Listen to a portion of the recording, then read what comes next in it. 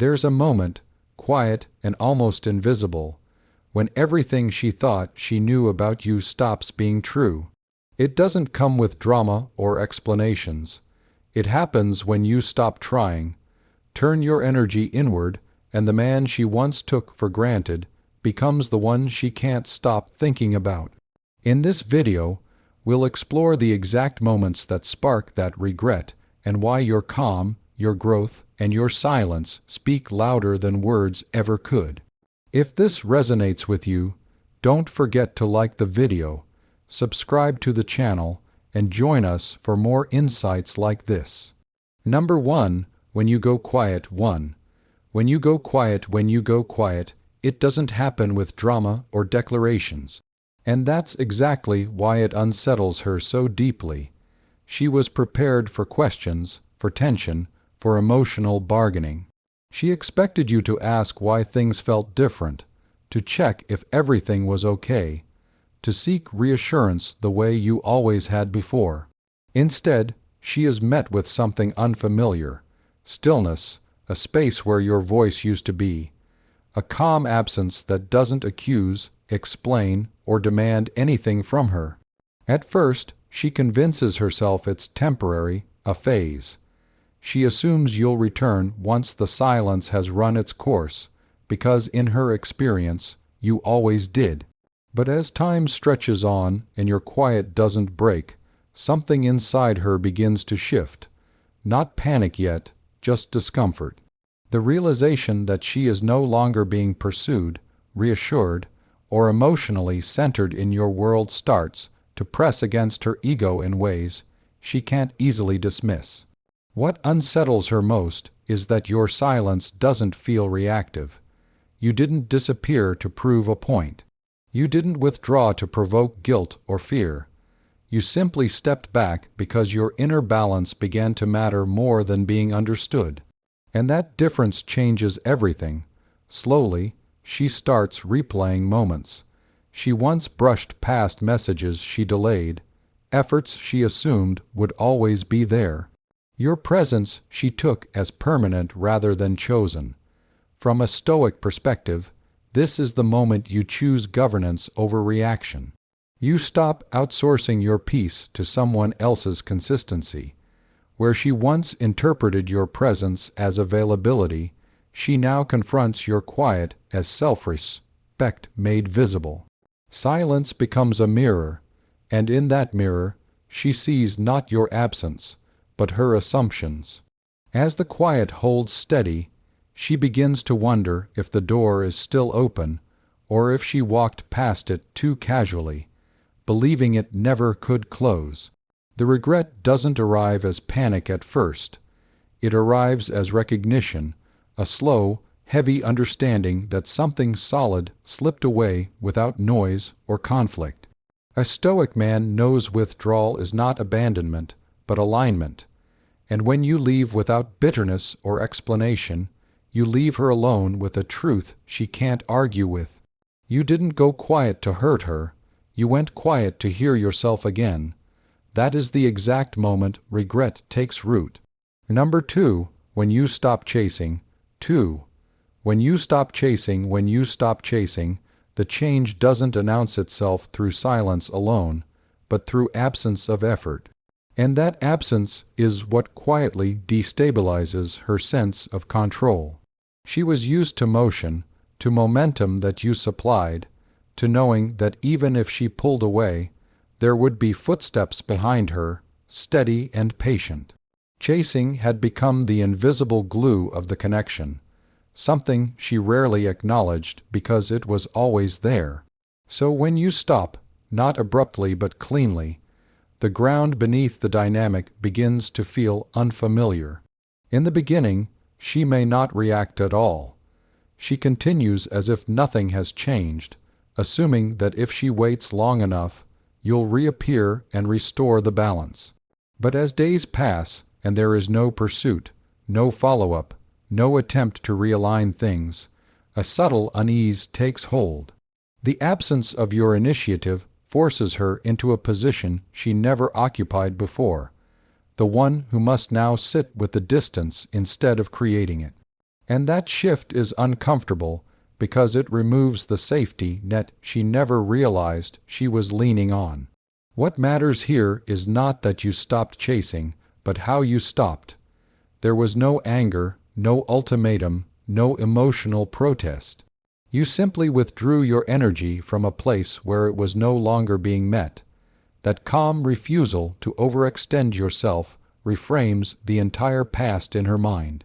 She begins to see that what she once interpreted as devotion may also have been self-sacrifice, and that your decision to stop was not impulsive, but inevitable. Stoicism teaches that strength is not found in pursuit, but in self-command. Detachment in this sense is not coldness, but clarity. You are no longer reacting to her distance by closing the gap for her. You allow reality to unfold without interference, trusting that what is meant to remain will step forward on its own. And this is where the regret starts to form. Not as longing, but as awareness. She starts connecting moments she once overlooked. Times when you showed up despite uncertainty. Times when your effort compensated for imbalance. Now, with no one chasing, those moments return with weight. The regret doesn't come from missing you reaching out, but from realizing that you stopped because you finally chose yourself without needing permission. And in that realization, she understands something too late. What she took for granted wasn't your attention, but your willingness to keep choosing her, even when it cost you peace. Before we move forward, pause here for a moment. Notice how much power lies in what wasn't done, in the choice to stop filling the space, to stop proving, to stop chasing. That absence is not empty, it's revealing. Ask yourself where you've been supplying effort that was never truly met. And what shifted the moment you stepped back? If this resonates, take a second to reflect on it and share your thoughts in the comments. Your insight might help someone else see their own turning point more clearly. Number 3, when you stay calm. 3. When you stay calm, it quietly dismantles the last strategy she didn't even know she was using. By this point, she senses that something has changed, but she doesn't yet understand how deep it runs. So, she tests the surface. A sharp remark slips out where softness used to be. A passive dig is disguised as honesty. A subtle provocation is delivered casually, almost playfully, not to start a fight, but to check for movement, to see if there is still emotional friction to grab onto. Because as long as you react, she knows the connection is alive. But instead of rising to meet the tension, you remain steady. Your voice doesn't harden. Your words don't rush to defend or explain. There is no spike, no collapse, no emotional swing she can point to and say, "There he is." And in that moment, something inside her falters. Because calm cannot be pulled into chaos, and it offers no leverage. You're not indifferent, but you're no longer reactive, and that distinction is deeply unsettling. What she feels then is not rejection, but irrelevance. Her storm no longer moves you. The emotional weather that once dictated your tone, your mood, your urgency, now passes through without consequence. You listen without absorbing. You respond without engaging the turbulence. And slowly, she realizes that the power dynamic has inverted not through force, but through composure. You are no longer trying to be understood. You are simply being aligned. From a Stoic perspective, this is inner command in its purest form. Strength is not loud. It doesn't announce itself through dominance or distance. It reveals itself through consistency under pressure. While chaos demands reaction, calm demands nothing. And because it demands nothing, it exposes everything. Her attempts to provoke only highlight how little control she now has over your internal state. That's when regret begins to take shape. Not as guilt, not as longing, but as a sharp awareness that she once had access to your emotional core. And now she doesn't. She remembers how easily your energy used to shift in response to her moods, how quickly you would engage, explain, or soften the tension. Now, faced with your steadiness, she feels the weight of what she underestimated. You haven't shut her out. You haven't gone cold. You've simply stopped handing over your equilibrium. You've become the eye of the storm, unmoved while everything else spins. And in that stillness, she understands something too late. The man who can remain calm under pressure is not losing connection. He is reclaiming himself. That is the exact moment she realizes she took your emotional strength for granted, and that it may never be hers to influence again. Number 4, when she sees you glow. 4. When she sees you glow, when she sees you glow, it doesn't happen in a dramatic reunion or a carefully staged moment. It happens quietly, almost accidentally while she's scrolling without intention, killing time, not looking for you at all. And then there you are, not posed, not trying, not signaling anything, just existing in a way that feels settled. And for the first time since everything changed, she doesn't just glance, she really looks. What stops her isn't your appearance alone. It's the absence of strain, the ease in your expression, the sense that you are no longer carrying something heavy. You don't look like someone proving a point or trying to show what she lost. You look like someone who has stopped negotiating with life. There's a calm in you that wasn't there before, a quiet coherence that can't be faked.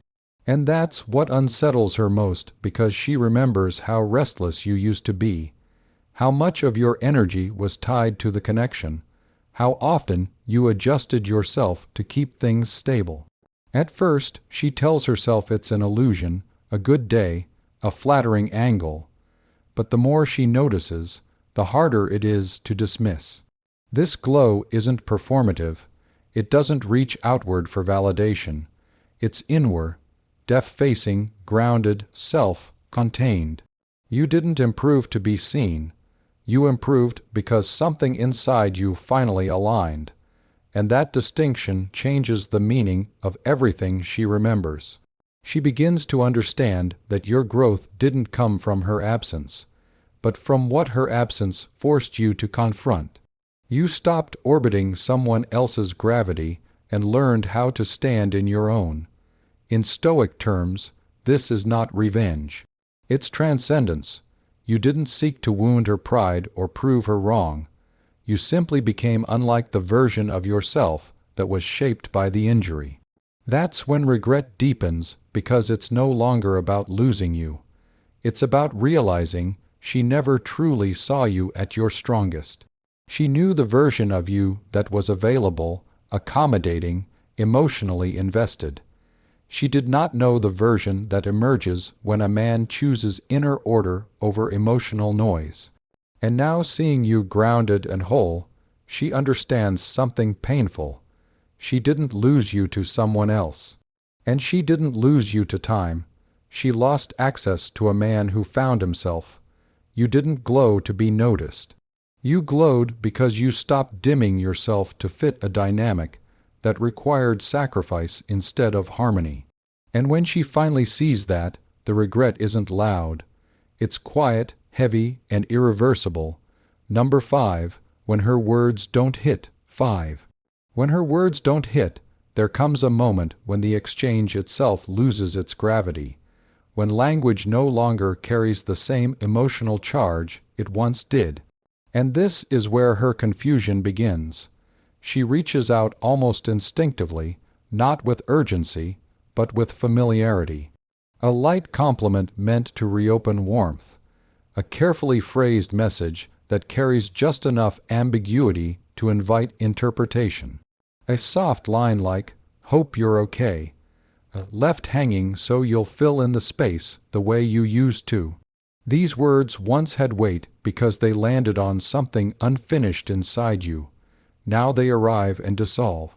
What's different this time is not your restraint, but your internal silence. There is nothing left for her words to press against. No tension, no longing, no unresolved question waiting for her to answer. You read the message without leaning forward emotionally, without scanning for hidden meaning, without the old reflex to respond in a way that preserves connection. And because there is no internal pull, your reaction, if there is one at all, feels clean and contained. This is where her discomfort sharpens. She isn't hurt by rejection because there is none. She isn't angered by coldness because you aren't cold. What unsettles her is that the emotional door she once opened with ease no longer responds to her knock. The familiar influence is gone, and in its place there is clarity. You no longer negotiate with words that offer no direction. You no longer cling to fragments when you've stepped into something whole. Stoicism speaks directly to this shift. A man who has resolved his inner conflict does not need to react outwardly. He sees intention clearly, but he is no longer compelled by it. He understands that not every message is an invitation, and not every sentence deserves space in his inner world. Silence in this case is not avoidance.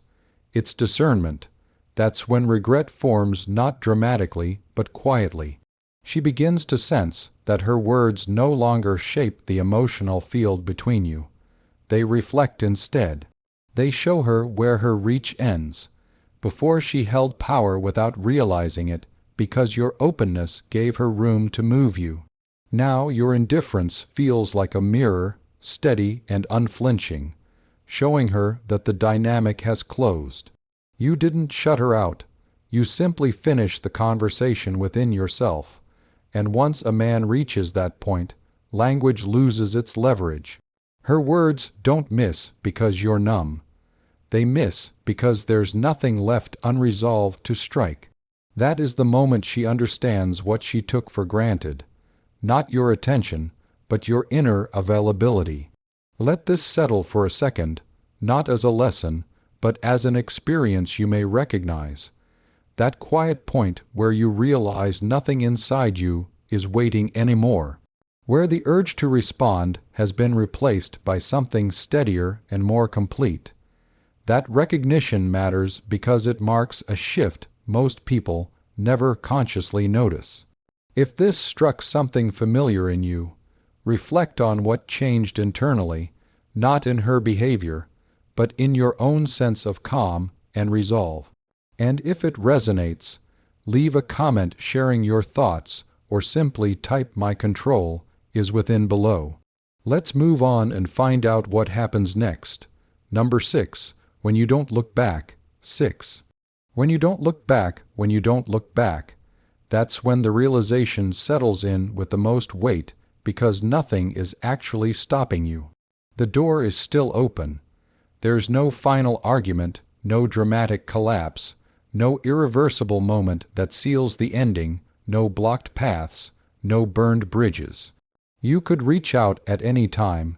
You could revisit the conversations, the shared history, the version of the relationship that once felt safe and familiar.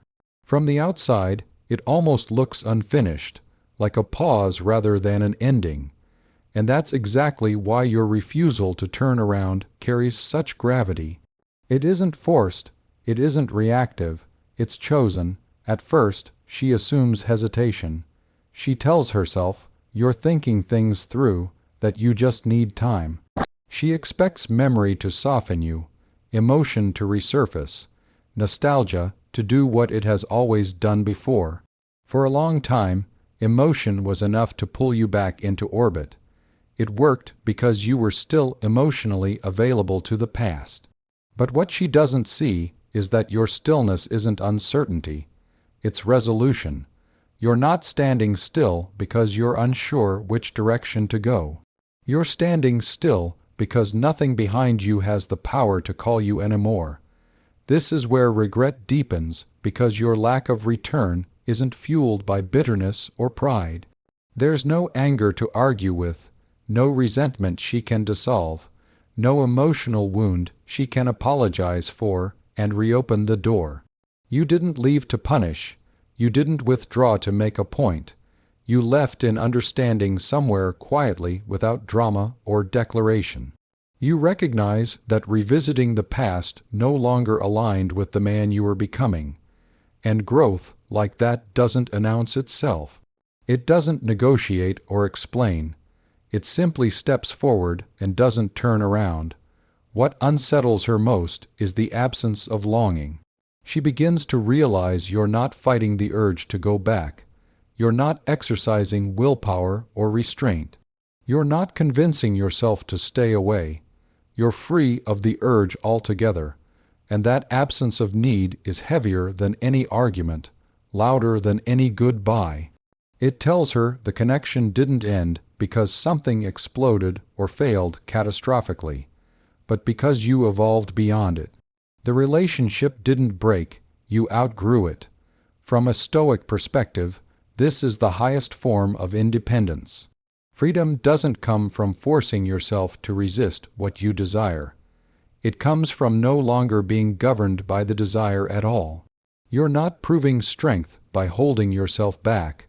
You're proving clarity by not feeling the pull. What once felt necessary now feels neutral. What once felt urgent now feels distant. And that quiet shift is irreversible. That's the moment she understands the finality of your choice. Not because the door is locked, but because you no longer feel compelled to walk through it. You didn't leave to teach her a lesson. You didn't stay away to win. You left because your peace no longer lived there. And when a man stops looking back, not out of pride, not out of fear, but out of growth, regret doesn't arrive as sharp pain. It arrives as truth, and truth has a way of lingering long after emotion fades. Number 7, when you're kind but distant. 7, when you're kind but distant. This moment unfolds not through what you do, but through what you no longer give access to. There is no confrontation, no emotional turning point she can trace back to a single conversation. Instead, the shift lives in the background. You show up with manners intact. Your words are still measured. Your tone is still calm. On the surface, everything appears civil, even gentle. And that's exactly why it unsettles her, because the absence of conflict removes any clear explanation for the distance she feels. She senses it most in the emotional pacing. You no longer linger. You don't expand conversations beyond what's necessary. You respond without opening doors. Where there used to be emotional invitation, there is now polite closure.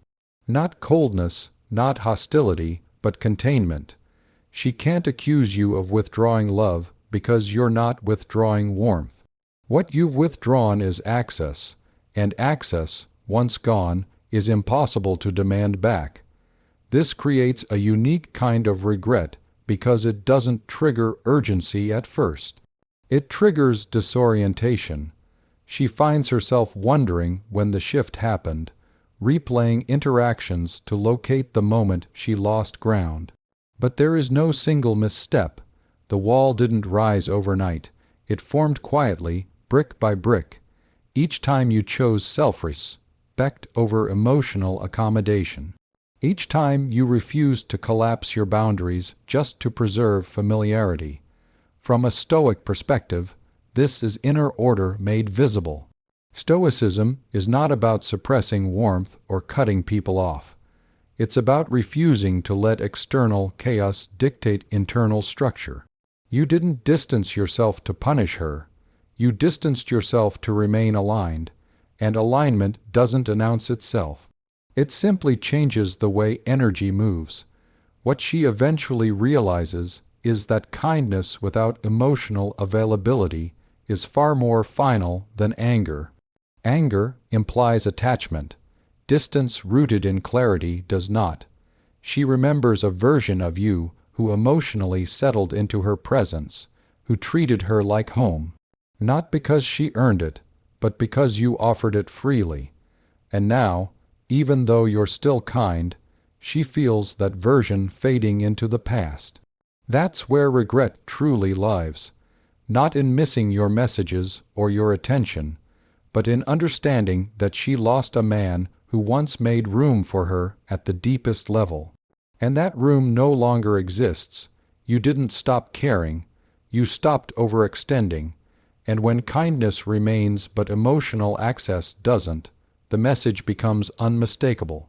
This isn't distance born of hurt, it's distance born of self-respect. By the time she understands that difference, the wall is no longer something she can step around. It's simply there, quiet, steady, and no longer hers to cross. As this settles in, invite yourself to pause for a second and notice what changed here. Not in her behavior, but in yours. This is the kind of shift that doesn't announce itself, it's felt. If this perspective resonates with you, take a moment to like the video so more people can find it.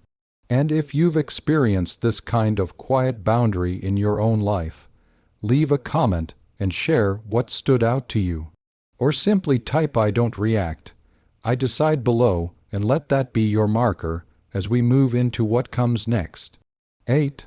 When she feels replaced by peace. Number 8. When she feels replaced by peace, nothing new enters your life for her to measure herself against. No face, no name, no visible replacement she can focus her discomfort on or quietly resent. Instead, something far more unsettling happens. Something disappears from you, the restlessness fades, the emotional hunger softens, the subtle need to be chosen, validated, or reassured no longer leaks into your behavior. And that absence becomes impossible for her to ignore because where she expected arrival, she finds only calm. Not performative calm, not indifference meant to provoke. Just a steady, unbothered stillness that doesn't look back for approval. She begins to notice it indirectly, almost accidentally, in the way your time feels structured instead of reactive, in how your days no longer bend around emotional cues or external reassurance, in the way your attention stays where you place it rather than drifting toward what might affirm you. Your life doesn't appear louder or flashier. It doesn't signal conquest or distraction, but it looks settled, anchored, intentional, and that unsettles her deeply because peace offers no competition, no drama, no entry point through comparison. She can't tell herself she was replaced by someone more attractive, more exciting, or more interesting. She has to face a harder truth. She was replaced by something internal. What hurts here isn't jealousy. It's displacement. She realizes that the role she once occupied in your inner world no longer exists. Not as an emotional center, not as a motivator, not as a source of meaning or momentum, and not because you shut that role down out of resentment or self-protection, but because you outgrew the need for it. You didn't rush to fill the space with another person. You didn't substitute one attachment for another. You built structure where the space used to be. You built purpose where emotional dependence once lived. And structure doesn't negotiate. Purpose doesn't chase. This is where regret deepens because it quietly reframes the past. She starts to see that your investment wasn't weakness or lack of self-respect. It was openness, presence, willingness to connect fully. And when that openness wasn't matched, you didn't turn cold or bitter. You turned inward. You became focused. You stopped seeking fulfillment through attachment and redirected that energy toward growth, discipline, and direction. That shift doesn't announce itself. It doesn't need to be explained. It simply reorganizes your life from the inside out. A man who no longer looks outward to be completed becomes difficult to influence, not because he resists control, but because there's nothing to pull on. His peace isn't fragile, it isn't reactive, it doesn't depend on who stays or who leaves. Your calm is not passivity, it's alignment. It quietly dictates what belongs and what falls away without emotional debate. And once peace becomes the priority, anything that disrupts it automatically loses relevance. No matter how familiar it once was, she eventually understands that she didn't lose you to another woman. She lost you to the version of you who stopped asking someone else to give meaning to his life. There's no rivalry to blame, no comparison to soften the realization. Only the truth that while she believed she could always be replaced by someone else, she never considered being replaced by your evolution. And that understanding doesn't arrive loudly. It arrives quietly, settles deeply, and stays. Number 9, when you don't need closure. 9. When you don't need closure, she reaches out, wanting to talk, to explain, to revisit the past and unpack what happened, as if understanding it together might restore something that slipped away. In her mind, closure is a shared ritual. It's a conversation that reopens the emotional loop, even if it ends politely. And for a long time, you would have shown up for that conversation, not because it healed you, but because part of you still needed her to acknowledge what you felt. But now you don't. What unsettles her is not that you refuse to talk, but that you don't seem to require the talk at all. There's no urgency in you, no unfinished energy. You're not waiting for an explanation to move on. You're not carrying questions that only she can answer. You've already made peace, and you did it privately without witnesses, without validation, without her permission. And that's what changes everything. She realizes then that the emotional orbit has broken. You're no longer circling her, waiting for clarity, approval, or resolution.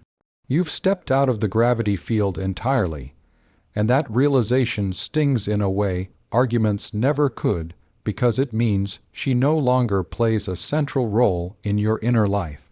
The story is finished on your side, even if it remains unfinished on hers. From a Stoic perspective, this is self-mastery at its most subtle.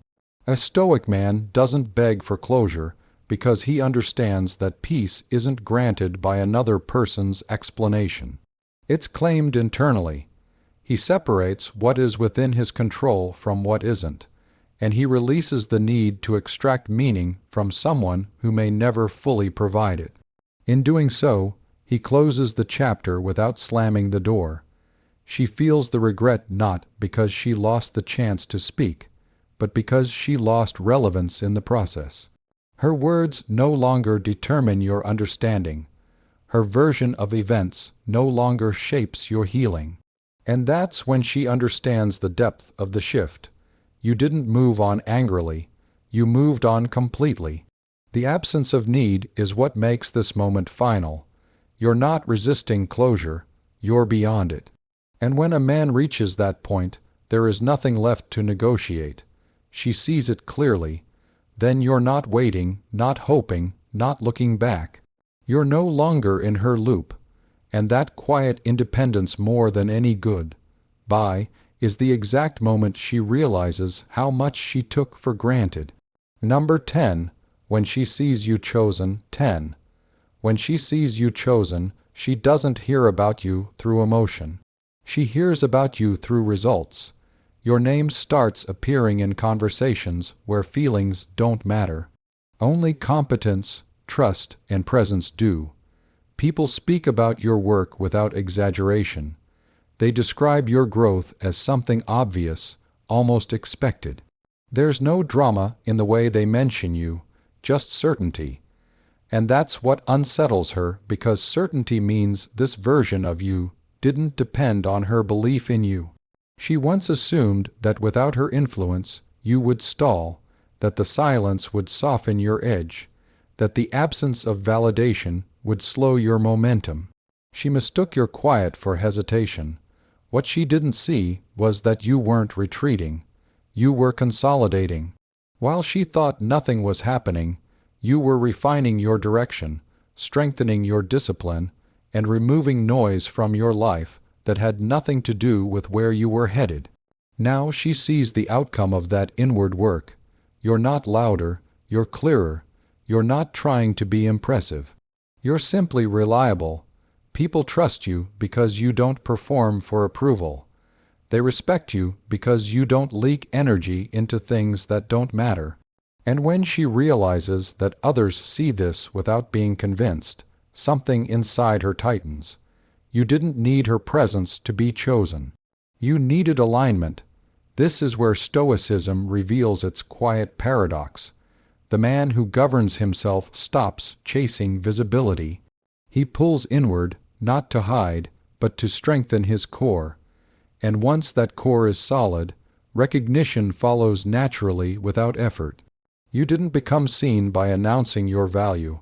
You became seen by becoming undeniable. She doesn't regret missing your attention. She regrets misreading your silence, because now, watching the world respond to you with respect and trust, she understands that while she was waiting for you to prove yourself, you were becoming someone who no longer needed to. And that realization lands heavy because it tells her the truth she can't undo. She didn't lose you when you left. She lost you while you were quietly becoming chosen. Pause for a moment and let this land. Think about where you've stopped performing and started aligning, where your silence became strength instead of absence. If this reflects something you're experiencing right now, leave a comment and share what stood out to you, or simply type, "I choose alignment over approval." Sometimes naming the shift is how you anchor it before the next chapter begins. Number 11. When you don't return, 11. When you don't return, she sends the signal the way she always did. The familiar tone slides back into place. The timing feels intentional. The words are just open enough to invite you in without fully committing. It's subtle, practiced, comfortable. A door left ajar, and for a moment, she assumes the pattern will complete itself because it always used to. You were the one who returned, the one who stepped back into the dynamic when given even the smallest opening. But this time you don't. What unsettles her isn't rejection, it's the absence of temptation. You don't hesitate at the threshold. You don't circle the idea. You don't ask yourself what it could become if you tried again. You simply don't move. And that stillness communicates something far stronger than refusal ever could. The chapter no longer reflects your standards. This is where regret stops forming and starts collapsing inward, because she realizes you're not holding back to prove a point. You're not withholding yourself to regain control. You're not trying to teach her a lesson. You've already learned yours. The version of you that once would have returned no longer exists, not because it was hurt, but because it evolved. She understands then that you were never asking to be chosen. You weren't waiting for her to finally see your value. You were willing to walk away the moment alignment disappeared, and that truth reframes everything she remembers. The effort you gave wasn't neediness, it was choice. The patience wasn't weakness, it was generosity. And when those things stopped being respected, you didn't argue, you left. From a Stoic perspective, this is integrity in motion. A Stoic man doesn't return to what once dimmed his light, not out of pride, but out of clarity. He honors the lesson without revisiting the wound. He understands that growth requires finality, not closure, and that returning to a past version of himself would be a betrayal of the man he's become. That's when regret arrives fully without confusion or illusion. She knows there will be no second opening, no delayed response, no emotional loop to re-enter. Not because you closed the door aggressively, but because you walked far enough forward that turning back no longer makes sense. And in that realization, she finally sees the truth she missed before. You weren't trying to be chosen. You were choosing yourself all along, and this is where everything settles into clarity. Conclusion: regret doesn't arrive for her in a dramatic moment or a sudden confession. It arrives quietly, piece by piece, as she realizes that the man she underestimated didn't disappear. He evolved. You didn't punish, provoke, or perform. You simply chose alignment over attachment, peace over pursuit, and self-commotional noise. The moments you just heard aren't about loss in the traditional sense. They're about recognition. Recognition that what was once freely given was never guaranteed. And when a man chooses himself without anger, without explanation, and without looking back, the truth becomes unavoidable. What she took for granted wasn't your presence. It was your depth, your steadiness, and your willingness to stay. If this resonated with you, take a moment to let it land. Like the video to support the channel. Leave a comment sharing which moment stood out to you the most. And keep your journey going by watching the recommended videos on screen.